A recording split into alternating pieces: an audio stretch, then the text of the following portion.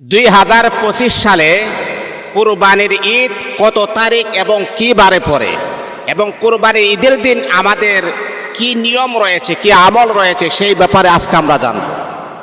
দেখুন, কুরবানির ঈদ কি বারে এবং কত তারিখ সেটা হচ্ছে জানার জন্য আমাকে আপনাকে দেখতে হবে সেইগুলা। যেমন আমাদের গত কয়েকদিন আগে চলে গেছে, আমাদের সামনে থেকে রোজার ঈদ চলে গেছে, আমাদের পবিত্র রোজাও চলে গেছে। সেইগুলা নির্ভর করে চাঁদের উপরে নির্ভর করে।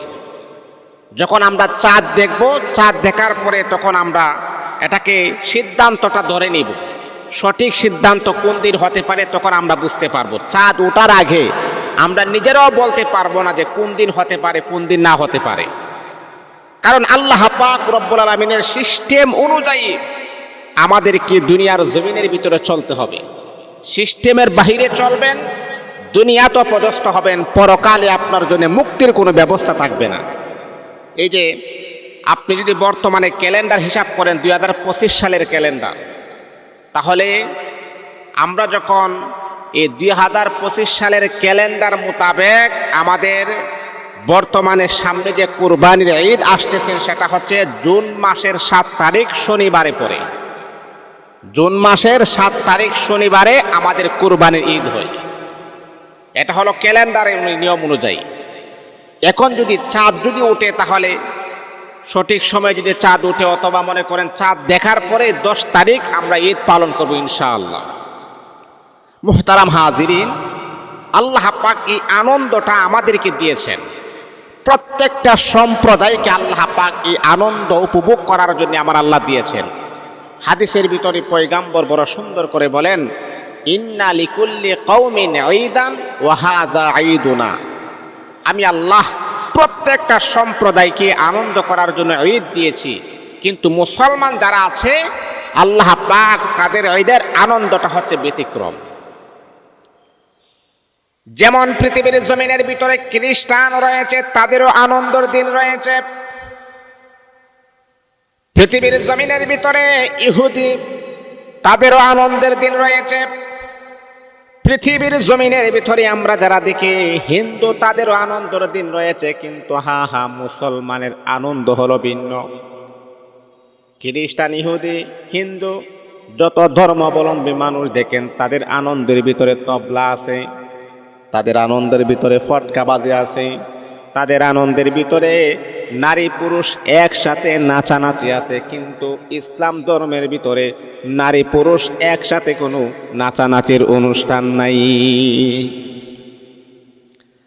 আমাদের আনন্দের ভিতরে একটা জিনিস রয়েছে, সেটা হলো আল্লাহু আকবার, আল্লাহু আকবার, লা ইলাহা ইল্লাল্লাহ, আল্লাহু আকবার ওয়ালিল্লাহিল হামদ। আমরা যারা মুসলমান, আমাদের আনন্দটা হলো আল্লাহ বড়, আল্লাহ বড়, আল্লাহর চাইতে ক্ষমতাবান কেউ নাই, আল্লাহ ছাড়া কোনো মাবুদ নাই, আল্লাহ ছাড়া কোনো উপাস্য নাই। লা ইলাহা ইল্লাল্লাহু আল্লাহু আকবার ওয়ালিল্লাহিল হামদ। সমস্ত প্রশংসার একমাত্র যোগ্য মালিক হচ্ছেন আমার আল্লাহ। আহা, কেমন ইসলাম আমরা পেয়েছি, কেমন শান্তির ধর্ম আমরা পেয়েছি, যেখানে কোনো তবলা বাজাবাজি নাই, নারী পুরুষ একসাথে নাচানাচি নাই। আমাদের আনন্দের ভিতরে আছে আল্লাহ বড়, আল্লাহর চাইতে বড় কেউ নাই, আল্লাহ ছাড়া কোনো উপাস্য নাই। যত প্রশংসা করার, যত কিছু করার, সব কিছু একমাত্র আল্লাহ পাকের জন্য করতে হবে। এ মুসলমান বন্ধুগণ, আমাদের সামনে কোরবানি আসতেছেন। কোরবানিটা আমরা কিভাবে করব? কুরবানি ঈদের দিনে ফাসসাল্লি লিরাব্বিকা ওয়ানহার, 1 নাম্বার হলো নামাজ পড়ব, 2 নাম্বার হলো কুরবানি করব। আমাদের গোটা জীবনটাই হচ্ছে আল্লাহ পাক রব্বুল আলামিনের জন্য কুরবানি করতে হবে। কুল ইন্না সালাতি ওয়া নুসুকি ওয়া মাহইয়ায়া ওয়া মামাতি লিল্লাহি রাব্বিল আলামিন। আমার নামাজ, আমার জীবন, আমার মরণ, সব কিছু একমাত্র আল্লাহ পাকের জন্য হতে হবে। তাহলে আপনি সঠিক মুমিনের ক্যাটাগরির ভিতর আপনি পড়বেন।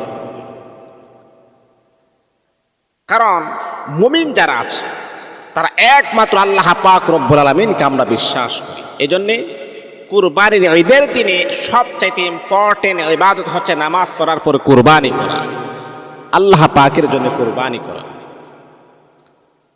তাহলে আমরা বুঝতে পারলাম আমাদের কুরবানি হচ্ছে শনিবারে জুন মাসের 7 তারিখ, আর কুরবানির দিনে নামাজ পড়ব, আল্লাহ পাকের জন্য কুরবানি করব। এই নিয়মগুলা যেন আল্লাহ পাক আমাদের সকলকে সুন্দরভাবে পালন করার জন্য তাও